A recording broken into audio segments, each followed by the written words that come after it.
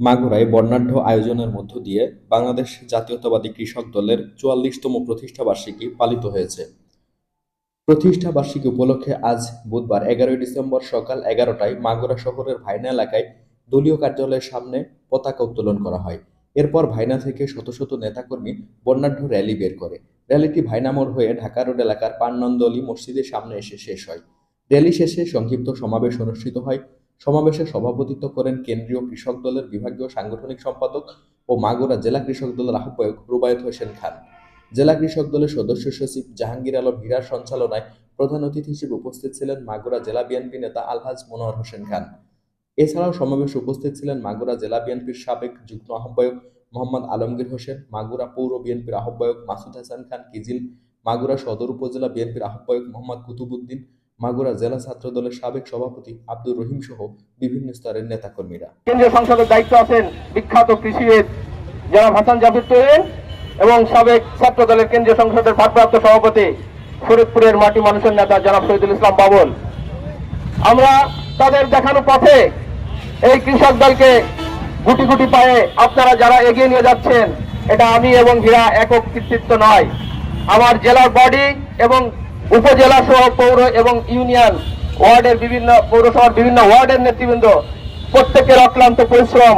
আমরা গভীর নির্জনে নিভৃতে রাতের অন্ধকারে আল্লাহকে শুকরিয়া জানাই এবং স্মরণ করি আপনাদের ত্যাগের কথা। আমরা আশা করি যে ত্যাগ দিয়ে আপনারা এই কৃষক দলকে একটা অবস্থানে দাঁড় করিয়েছেন, আপনারা এটা ধরে রাখবেন, সামনের দিকে এগিয়ে যাবেন, যাতে মাগুরায় ভবিষ্যতে যারাই নেতৃত্বে আসুক বলতে পারবে যে কৃষক দল একটা সুশৃঙ্খল এবং একটা শক্তিশালী সংগঠন, যে সংগঠন জিয়াউর রহমানের আদর্শকে ধারণ করে এবং তারেক রহমানের ভবিষ্যৎ দেশ যে কর্ম পরিকল্পনা সেটাকে লালন করে।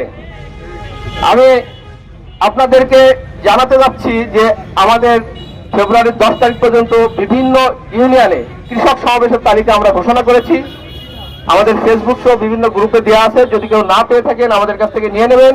আপনার জেলার নেতৃবৃন্দ সহ এখানে উপস্থিত সকল নেতৃবৃন্দকে আমাদের প্রত্যেকটা প্রোগ্রামে উপস্থিত হওয়ার জন্য আমি দাওয়াত দিচ্ছি।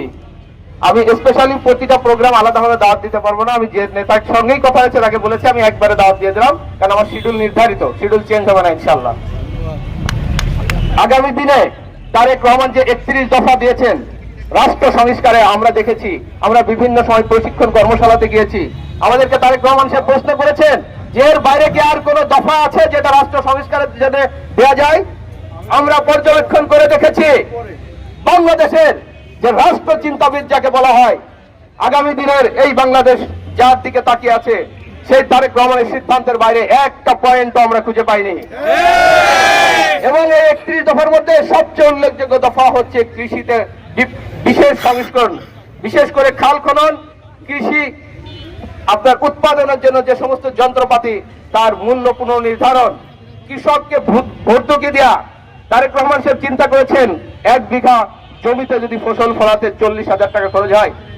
এই সরকার ভবিষ্যতে যে সরকার আসবে, অর্থাৎ আমাদের যদি আল্লাহ কবুল করেন আমাদের দল ক্ষমতা আসে, তখন আমাদের দল থেকে চিন্তা করা হয়েছে তাদেরকে মিনিমাম 50% অর্থাৎ 20,000 টাকা ভর্তুকি দেওয়া হবে।